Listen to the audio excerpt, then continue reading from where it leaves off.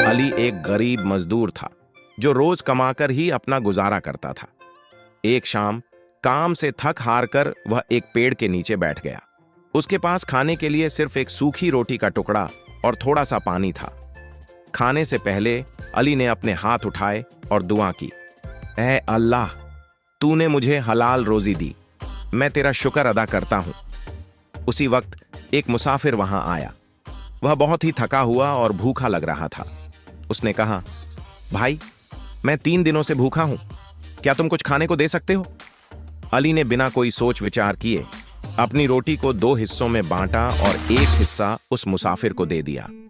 उसने मुस्कुराकर कहा, यह अल्लाह की तरफ से है, मैं तो बस उसका जरिया हूं। अगली सुबह जब अली काम की तलाश में निकला तो एक ठेकेदार ने उसे बुलाया और कहा, हमें एक ईमानदार और मेहनती इंसान की जरूरत है, क्या तुम काम करोगे?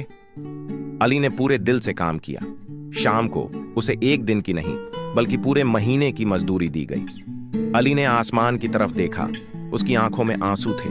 उसने धीरे से कहा, ऐ अल्लाह, तूने मेरी नेकनियति का ऐसा इनाम दिया जिसकी मैंने कभी कल्पना भी नहीं की थी।